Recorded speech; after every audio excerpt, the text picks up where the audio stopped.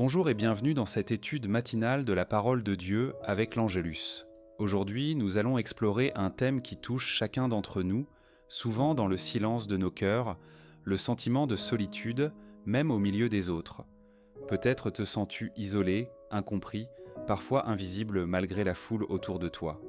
Ce vide intérieur peut peser lourdement sur ton âme, te faisant croire que tu es seul dans tes combats, dans tes doutes ou dans ta marche quotidienne.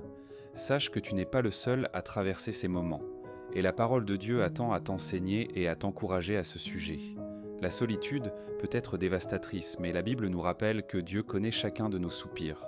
Dans Psaume 139, 1, 2, il est écrit avant tout « Éternel, tu me sondes et tu me connais, tu sais quand je m'assieds et quand je me lève ».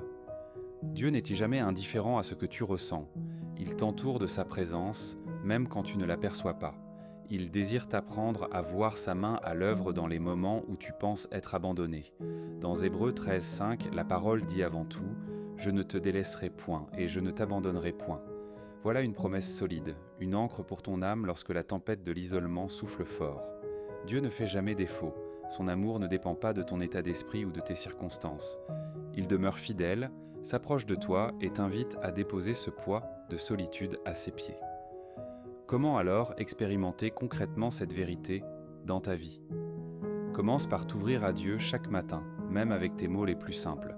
Rappelle-toi ce que dit Philippiens 4, 6, 7 « D'anabis notre ketin » Ne t'inquiète de rien, mais en toute chose, fais connaître tes besoins à Dieu par des prières et des supplications avec des actions de grâce.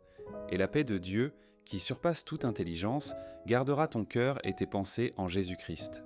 Approche-toi de lui, partage-lui tout, même ce que tu ne peux dire à personne d'autre. Pour t'aider à avancer, choisis de méditer sur un verset chaque jour et de le prier. Prends un temps pour écouter ce que Dieu veut te dire au travers de sa parole. Tu peux aussi te connecter avec d'autres croyants, même si c'est difficile au début. L'Église, la famille de Dieu, est là pour que personne ne marche seul. Comme il est dit dans Ecclésiaste 10, dans Bilas 2 valant mieux qu'un, car s'il tombe, l'un relève son compagnon.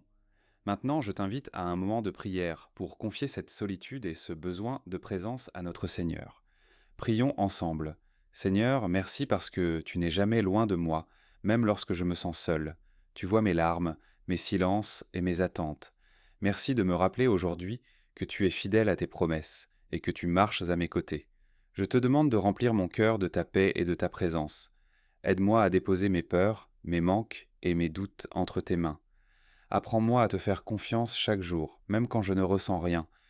Ouvre mes yeux à ta présence et à l'amour que tu veux me donner à travers les autres. Fais de moi aussi un instrument de réconfort pour ceux qui se sentent seuls autour de moi. Seigneur, je veux vivre cette vérité au quotidien, en m'appuyant sur ta parole. Merci de ne jamais m'abandonner. Avant de nous quitter, je t'encourage à partager dans les commentaires ce que tu as retenu ou ce que tu vis. C'est aussi en s'ouvrant que l'on grandit. Que la bénédiction de cette prière t'accompagne aujourd'hui et porte du fruit dans ton cœur.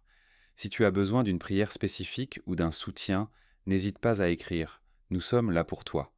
Retrouve Lucas à 12h pour l'étude de l'Évangile du jour, un autre moment précieux pour grandir ensemble. Que la grâce de Dieu soit avec toi aujourd'hui et souviens-toi